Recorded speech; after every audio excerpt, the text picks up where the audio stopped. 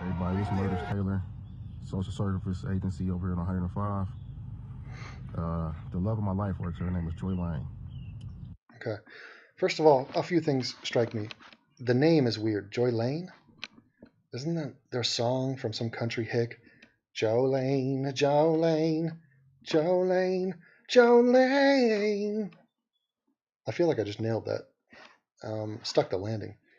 Anyway, that's a weird name, and the love of my life. So there's already a fatalistic nature to that, the love of my life.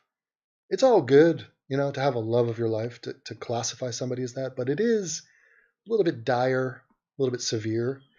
What it means is if something goes wrong with the love of your life, guess what that does to your life? It invalidates your life and it makes your life a total disaster. And even worse, if you get rejected by the love of your life. Let's say the love of your life, wraps her vaginal canal around another dude's cock, for example. Like he doesn't talk about the problems in their relationship, which is, I mean, first of all, Jolene, I've seen pictures of this woman. She's a big fat beast. Like find a new love of your life. But he doesn't go into the specifics, which makes me believe that he is either humiliated or embarrassed deeply by whatever has happened. It doesn't reflect well on him. I don't think it's cheating per se, because he would have just said that, or maybe not. I mean, we have to psychologically profile this man as we listen to him.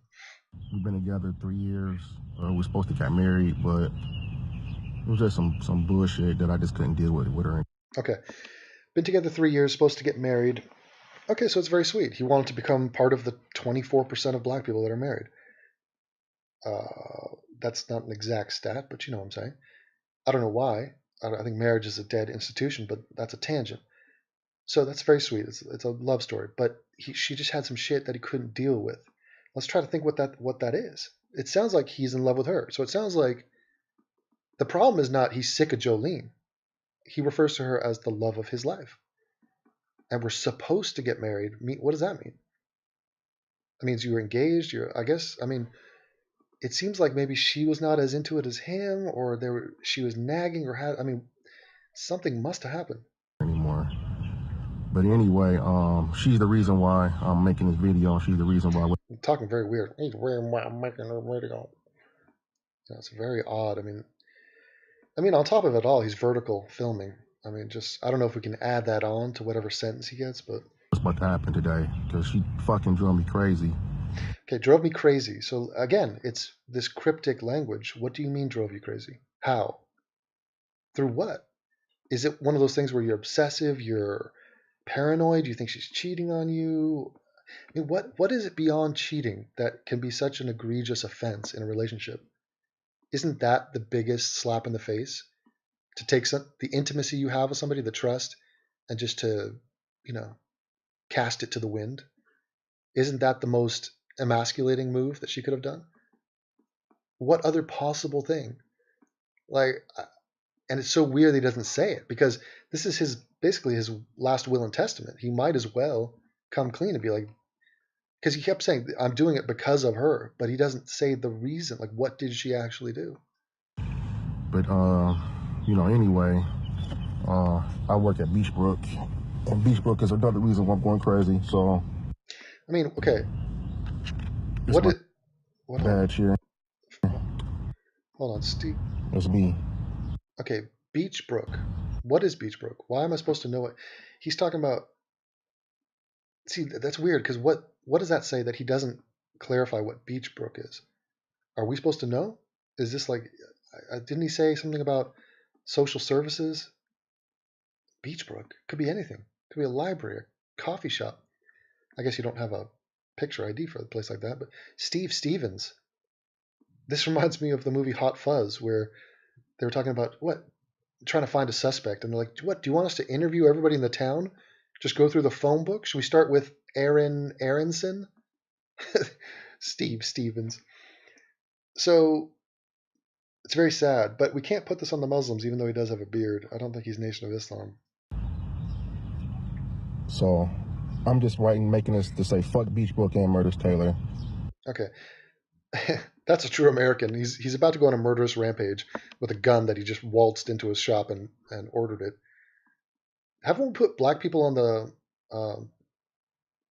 on the terrorist watch list, or just like, I mean, are they allowed to buy guns like regular citizens? Just kidding. Oh, the numbers are all even. That's a bit of a vampiric claw. That's weird. Okay, so I mean, he's trying to rationalize right now what he's about to do, and it's a bit crazy. But yeah, the fact that he's like, "Fuck my job," right? That's beautiful. You know, past year's been really fucked up for me. You know, being with Joy, she drove me crazy. Started making me gamble. Okay, so now we're seeing him frame the situation a little bit oddly, and it's always alarming to see dudes. This guy's 37, and you go, "God damn it! Is that what a normal 37-year-old is supposed to look like?" And then it's very depressing. But okay, it's been a rough for a year. She's been riding you. Yeah, welcome to monogamy, pal. What do you expect was going to be? You know why in movies where the guy gets the girl and they walk off into the sunset and it fades to black and it says happily ever after? The reason they don't show you the next 2, 3 years is because they know it's going to leave you with a sour taste in your mouth. You got to get in and get out. Okay? It's not a fairy tale. But he just said, she forced me to gamble. that is, talk about a fucking lie that you tell yourself. Listen to this. Being with Joy, she drove me crazy. Started making me gamble. She started making me gamble. So I'm going to go out on a limb and say that she did not say, "Hey, Stevens, you need to start gambling." No woman has ever said that ever, especially not to their fiance. So what he's doing is blaming her, whatever aggravation that she was a part of or that came from their relationship. He then went to gamble to fill some emptiness, some void in his life, or to just simply escape. And he probably lost, but he's not taking responsibility. That's him choosing to gamble. It's amazing that he could rationalize it in such a way that he doesn't say, "Look, she caused me so much stress and turmoil that I felt compelled to gamble to get away from it and to find some other happiness or thrill in my life." No, he said she made me gamble. Like, it's just to the this is the final version of it. She forced me to start gambling. I lost everything. I lost everything I had, man. Okay, so I lost everything I had, man. And he's looking at us. Look at that sorrow, and he's saying, "Look, I have no choice." So when you have a desperate man, that's a dangerous man. He's got nothing to lose. He has no joy in his life. He has no Jolene in his life. So what makes him a man? Is it his job? He doesn't like his job. His job's shit. Is it his body? No, his body is not a temple. It's a fat temple. It's a temple of fat. Okay, he doesn't have accolades. He's not athletic. He's not sinking the winning 3-point shot in his rec league. So where does he hang his hat? Oh, I know. Put my money on LeBron tonight in the Cleveland game. Oh, they won. They beat Indiana. Oh, but they didn't cover. Oh, fuck. I just lost $1,000. Oh, fuck. I lost everything. So now what do I have? Well, I still have a woman who loves me. So that is the central focus. Who am I? I'm a guy with a shitty job who has no money and loses on everything, including his own body, including his whole life is kind of in disarray and is not turning out as he wanted it. But I got this lovely woman. Oh, shit, that's not working? Oh, shit, she's a bitch? Okay, I'm snapping. Enough. And so what this guy does, he has shame. I mean, he's embarrassed. He's humiliated. Look at him. Look at that face. He's a little boy. Doesn't know how to be a man. Doesn't know how to deal with shit in his life. So what does he do? He rages. And this is a rage fail. It's a rage quit. But he goes to evil. He goes to lashing out. So he internalizes it, but projects it out as anger. He doesn't know how to deal with these feelings. He doesn't know how to remedy his life. So he decides to kill because that will give him a sense of power that he's been lacking his whole life. He doesn't have power at his work, doesn't have power over the outcome of the game that he just bet on. He doesn't have power with his own relationship. He can't even do a fucking thing. He's a failure. Now he's going to play God, buy a gun. Ah, but I got that. I got that, though. I don't have shit. I'm out of See, I don't have shit. He's confirming what I just said. I'm out of options. options. And now Well, I'm out of options. So this is the frustration and the desperation. He doesn't know what to do. If he had other options, like if somebody said, "Look, dude, let me life coach your ass right now." And by the way, what I'm suggesting is what a father would do. It's what a father. I mean, you're not going to jump in on a 37-year-old and try to. That's like last ditch sort of stuff. This should have been taught to him all throughout his adolescence. He doesn't have a father. I was talking to my girlfriend. I was like, oh, fuck. I mean, yet another example of a guy with no dad. And by the way, he talks about it. He talks about his mom. So him talking about his mom is him acknowledging that he has no dad. His dad never comes up because he's a non-factor in his life, obviously. And that's the heart of this problem. But his mom was a shitty mom. And he goes to his mom and he talks to her, and she has no solution. She doesn't know what the hell she's doing. The mom's a mess. Okay, that's a little unknown secret. A lot of these moms, single mom, everybody's like, oh, she's a single mom, amazing. No, first of all, you shouldn't even be a single mom. Second of all, you're a shitty single mom. Now go ask Tommy Sotomayor about that. If it's too edgy to hear a white guy say that. And by the way, this is not exclusively in the black community. There's terrible white moms. Fucking terrible. Okay? By the way, my mom probably is not going to win Mother of the Year when she killed herself when I was 5 years old. Now, lucky for me, I had a dad. Now, and here's the thing. When you have a dad provides things to a man, to a son, that a mother cannot. Now, unconditional love is great. Affection, nurturing, that's beautiful. But it would be like trying to eat a piece of broccoli and say, if I want to get every vitamin that I need from this piece of broccoli. Now, it has some vitamins, but does it have vitamin D? No. Look, hold on. Cut to the Googlers. Does broccoli have vitamin D, Devon? Let me check on that. If it does, I'm going to be telling Devon. Okay? In fact, I said that to my girlfriend. I used the exact same example because she's such a foodie. I said, you can eat broccoli all you want, but you're not going to get vitamin C out of it.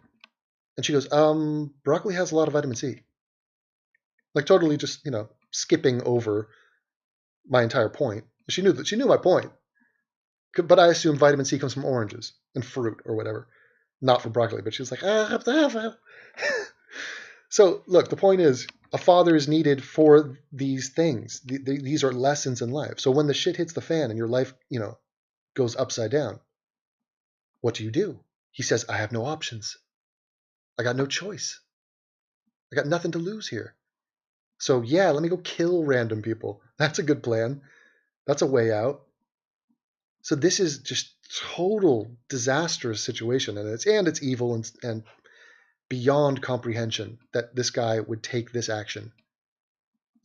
At least depressive people, at least suicidal people, have the moral sanity, I guess. I mean, it's demented, but at least they're not killing innocent people.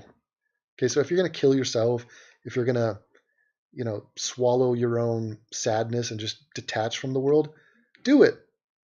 Okay, be a ridiculous failure, but do not drag other people down with you. That's when it becomes a major problem, and this guy is still on the loose. I'm just on some murder type shit. So what I'm gonna do is, because she works here at Murder Taylor, this is over in 105. I'm gonna try to kill as many people as I can over here. I'm gonna kill as many as his people as I can. I mean, he's butchering the grammar of a sentence that should never have been uttered by anybody. Guy looks like Cleveland Brown. He's from Cleveland. He looks like Cleveland Brown.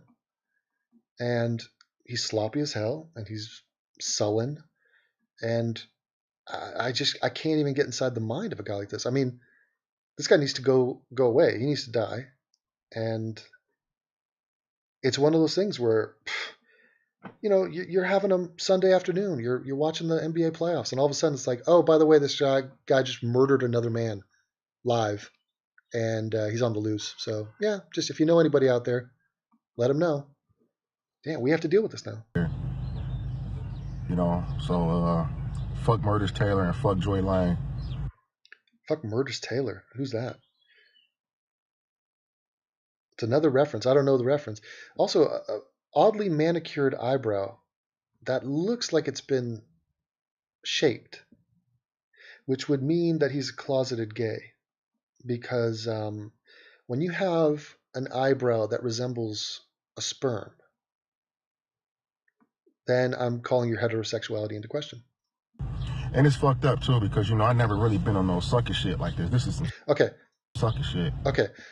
And he says, and it's a shame. So he knows, he's recognized. Now this is the other side of him going, he just heard what he said, and the normal part of him, the sane part of him, is reacting. So he's having a conversation with himself. This is like the little fat angel and fat devil pop up on his shoulders, and they're going back and forth. And he's like, yeah, I'm going to start killing people now because fuck Joe Lane and fuck Murders Taylor, whoever that is. And the other part is like, well, man, it's a shame because I've never been a part of some sucker shit like this. And in Black Talk, let me translate the Ebonics, sucker shit is punk shit. It's weak shit. That's for suckers. Let's say, oh, I got a minimum wage job and I'm taking shit from my boss. Man, that's sucker shit. Who does that? Oh, I'm going to steal from my friend and I'm going to stiff him, or I lost a bet and I didn't pay up to my friend. Man, that's sucker shit. So he's telling himself that what he's about to do is sucker shit, but he's doing it anyway. But we all human, man. See that? But we're all human, man. And he looks at the camera, pleading for you to understand why he's about to murder people. He goes, man, it's a shame, man, because I've never been on some sucker shit, but, man, we all human, man. As in, we're human, so we kill. As in, we're human, so give me a break. What he's saying is, I am hurting. See, he needs therapy. I mean, everybody needs therapy, but this man definitely needs therapy. He needs to be strapped in. He's hurting. He doesn't know how to process his hurt. He is angry, disappointed with the multitude of failures in his life, and he's looking to lash out in some vain, totally warped attempt to regain power and control over his life, which is in disarray. And I guess we all got breaking points. I went to my... And it's crazy because it's like there's birds chirping outside. It's the middle of the day. Sunny day. He's got a job. He's not in the worst situation ever. My mother yesterday, because I was trying to get some, talk to my mother, but I guess it's the way I was raised. She didn't even give a fuck, man. So he goes to his mother, reaches out. He's probably saying things that are highly alarming. He's saying like, he says he's suicidal to his mom, and he says he's homicidal, I think. And he's giving her all these warning signs, looking for somebody to talk him off the ledge. She fails miserably. Swing and a miss from mom. He's like, she doesn't even give a shit, man. I was telling my mother I was on some suicidal type shit and I'm about to kill. See that? He said he was about to say homicidal, changed it to suicidal. Who knows what he actually said to her, but he's obviously threatening violence against himself or others. And the mother, watch. Some people didn't care. I don't know something about me, but it don't matter. People would come to me with their problems. I'm a case manager at Beachbrook. I would deal with people's problems every day. But when it comes to my shit, nobody gives a fuck. It's like... See that? So nobody gives a fuck about his problems. He works at social services, so he's dealing with people with broken lives. And you'd think that would help you get outside your own head and understand that, look, your situation is better than, first of all, the people you're helping. But, yeah, he just needs love and attention, and he's got nobody. He does have some friends, though. He calls up his friends later. And so he's not completely isolated. But when your support system breaks down, and if, you got family, you got really not that many people, immediate family and a girlfriend, and then the girlfriend goes poof, and that's a mess. So he's feeling alone in the world. Like I'm always the bad guy. It don't matter what the fuck I do, people always make it out on me. And this is fuck. So now he's the victim. So why me? Poor me. Everything always goes wrong. I bet on a game, I lose the game. I go to my mom, she doesn't care. It's just I can't get the raise, I can't the girlfriend. This is why he's painting this situation. I mean, he's still trying to come up with a reason because he hasn't killed people. I think he says he's killed people in the past, but he's about to kill new people. So he's trying to sort of make it okay. Fucked up, man, because innocent people about to die today. It's fucked up because innocent people are about to die today. Is he saying it's fucked up that he's always the bad guy, and so therefore he's going to kill innocent people? How does he think? I mean, to state the obvious, what is killing innocent people going to do for him or for anybody else, aside from ensure the fact that his life is over, either literally and physically, or you're going to jail forever? I mean, why would you flame out like that? However bad the situation is with your girl. However, I mean, please put a tourniquet on that. Fine, a complete break. It's a total failure. Move out, burn the photos, I'm fine with that. Move on. We can move on. We'll put you on Tinder. We'll put you on Grindr. Come on. Hopefully, I'm gonna try to kill as many people as I can, be on death row or whatever the case may be. But Okay. So this is death, suicide by death row. He said, hopefully I'm going to kill as many people as I can so they can put me on death row. So this is, fuck. I mean, this is so many steps above just taking out that gun and putting it to your head. He's too much of a pussy to do that. Okay, that's an idiotic decision to kill yourself and also beyond weak. But why bring other people into this? If your goal is to go on death row, don't make us pay for your stupid ass life to end, and don't take life in the process. You fucking chump. Just kill yourself. Okay? But that's only if you've decided that that's the route to take. Before that, don't kill yourself, you fucking idiot. Go to your job. All right? Take a day off. I mean, Jesus, take a U day. Let's go to the spa. Let's get a nice fade. Let's take a trip. I just don't give a fuck no more. I'm just, I'm beat, I'm tired.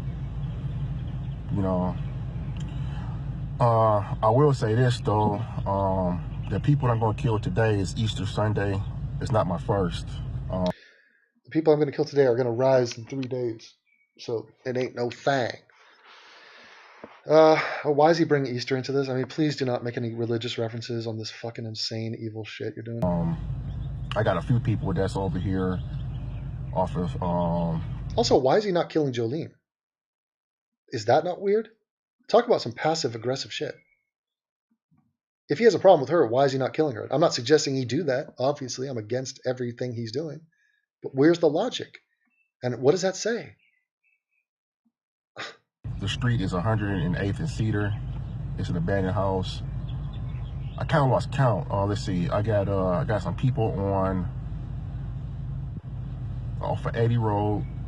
Okay, so right now he's telling you that he's buried bodies in these abandoned houses, which is like, or not even buried, they're just in the houses. So how fucked up is Cleveland that you could just have abandoned houses scattered throughout the city filled with dead bodies? Now, why do you think he's lying? He could be lying. It could just be him bravado or trying to make it seem like he's some hard ass. But the way he's about to go kill a guy, I wouldn't put it past him. I mean, this guy's a sociopath. He says, I've been a monster my whole life. I mean, so what the hell is Cleveland doing? Do you not smell those bodies? This guy's not sophisticated. He's not like I know how to deal with a dead body and how to, prevent the smell from escaping because I've done it from experience. It's not the first hole I've dug in the desert. But you cannot do it on the spot. You have to pre-plan this stuff. I mean, you got to research that. You got to have the chemical agents on hand. You can't just be like, oh, walk into CVS in the middle of the morning and be like, do you have any bleach? No, you have to have that in the basement ready to go. And I don't think he's up to my level. It's a purple and gold church. I don't know the name of the street, but it's an abandoned house there. Dare. Let's see. I love it when you do it like dare. 42nd in Pain. I got somebody there. Yeah, that's hardcore. 42nd in Pain. The House of Pain. I got somebody there. I mean, who is scattering? He's scattering around dead bodies like he's a squirrel with nuts. I mean, that doesn't matter because I didn't keep score, but I'm going to keep score today. What a weird way of phrasing it. Keeping score. Here, put it this way. Whatever the score is, you lost. You lost the game of life. Keeping score. Yeah, 2 for you, Steve Stevenson. Good job, buddy. Does he think he's like Dexter or something? Why is he killing? I like how he's not even going to mention it. It's just like, yeah, been killing people.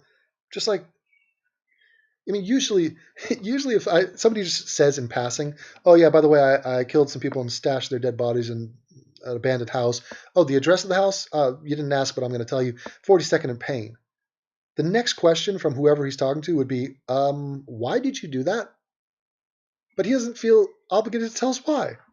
But yeah, I'm about to have me some fun, I guess. That's disturbing. Have me some fun?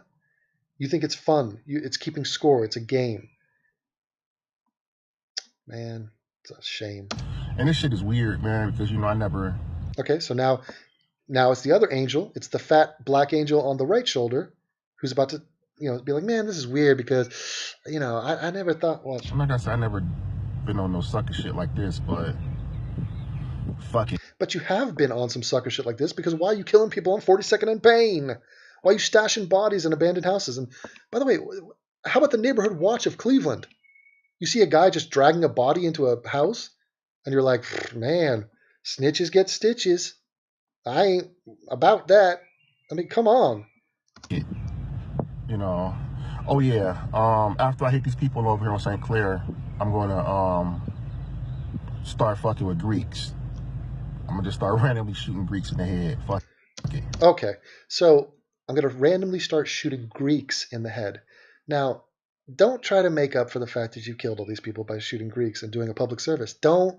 See, I know your strategy. And you're not going to win me over just because you're going to clean up some of the scum from Cleveland.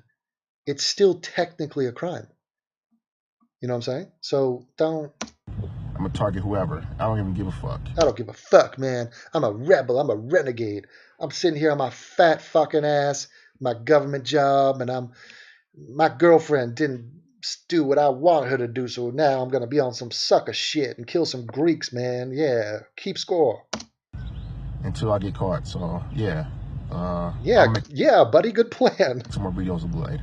But this is what it is. So yeah, Steve Stevens, 37. The event that's about to happen within the next few minutes, you can blame it on her name is Joy Lane. It's all her fault. Okay, it's not all her fault, just like it wasn't her fault that you gambled.